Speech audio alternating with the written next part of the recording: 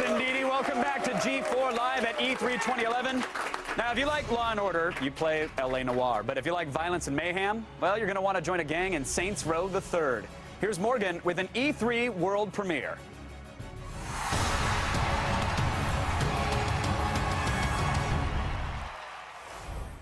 Here to take us through Saints Row the Third is the game's producer, Greg Donovan. Thank you so much for being here. Thanks for having us.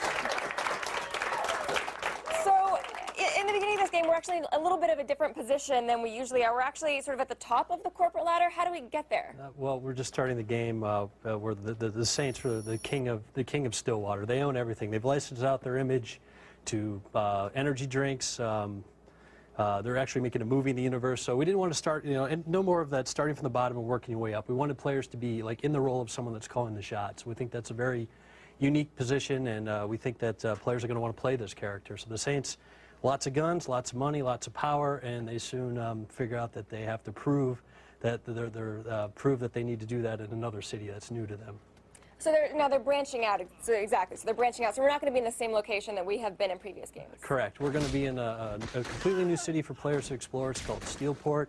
You're seeing some of it right now. Scott is actually, well, it's an unfortunate day for the pedestrians. And, that guy's now having a bad day. Right. Yeah. So right now, Scott is going around and messing with the pedestrians and showing like how this over-the-top theme actually transcribes to messing with the pedestrians here, like why we equip people with the ability to punch pedestrians. We can actually nutshot them and take them out through flying V-kicks. Well, you can't nutshot her though. No, we are an equal opportunity offender. You can nutshot any kind of person there, right? So there you go.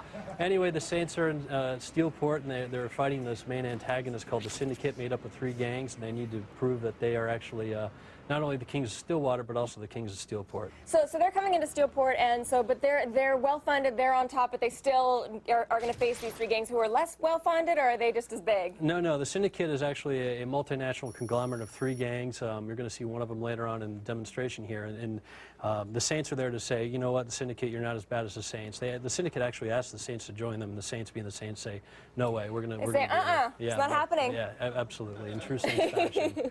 So, and what's great from a design point of view is because, well, okay, we're seeing some of that there. There's some unique Saints humor there. Well, okay, right here, this is one of the gangs that make up the Syndicate. This is called the Luchadors, Mexican wrestlers. It's called a flashpoint, take them out. And, you could engage in a firefight, but it's a lot more fun just to, let's take them out with an airstrike. All at once. So you guys do have a lot of money, that's what you're saying. It's an interesting design perspective when the Saints are at the top of their game. I mean, it's like we can give players those types of weapons from the beginning of the game, give players toys to play in the sandbox world from the very beginning, and it actually provides gameplay that's kind of unique to the franchise that has come to be known as Saints Row. And then we saw that getting into the car there, Dukes of Hazzard style, a lot more efficient than just opening the game. I mean, opening the door, that takes seconds. Well, but it's a lot more fun and a lot more gratifying to actually shoot through the windshield. Yeah, we are very busy people. We have nut shots to do. We don't have time to open the door. No, it's all about causing mayhem. Yep, that's one of the key features of the game. Okay, so what other activities do we get to do in the game? Well, we're bringing back a couple of the favorites from Saints Row 2. I'm not going to mention the specifics, and as well as a couple of new ones. One of the ones to give you a taste is called Professor Genki's Super Ethical Reality Climax Show, to give you an idea of where we're pushing things. It's a combination of like Japanese game shows and the Running Man movie, so I'll give you a little taste of what's going on there. Oh, okay, well, I'm excited about that. And now there's also sort of going to be a change. You're almost leveling up now. We do have a new mechanic in the game where players, through completing activities, get respect and rewards, and they get to, through our own version of the perk store, choose what rewards they want to help them complete the game. Giving, player choice is a huge, huge staple of the franchise, and this just extends that.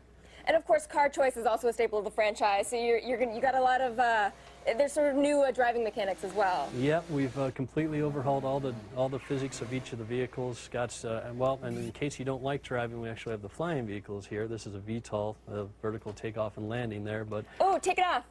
Can you jump in the window that way? Oh, absolutely. Yes. So driving is your thing. You can go by air. This is all the vehicles are designed to be fast, fluid, and fun. This thing's equipped with heat-seeking missiles and laser beams. But like the cars, it's easy to drive and completely new to the Saints Row franchise. And so you have some new weapons as well. Oh yeah, a ton of new weapons. One of which we're not allowed to show here on the television. Yeah, you'll see it later. But the Airstrike was one of the new ones. These over-the-top weapons that players get from the beginning. You know, part of the goal is just like to create this game that is over the top, and rather than just have it, you know, on gameplay, the whole experience. And we want to make sure that players get these fun toys to help them go through critical path as well as open world sandbox gameplay from the beginning, right from the get-go. Well, I'm incredibly excited to, first of all, fly that airplane.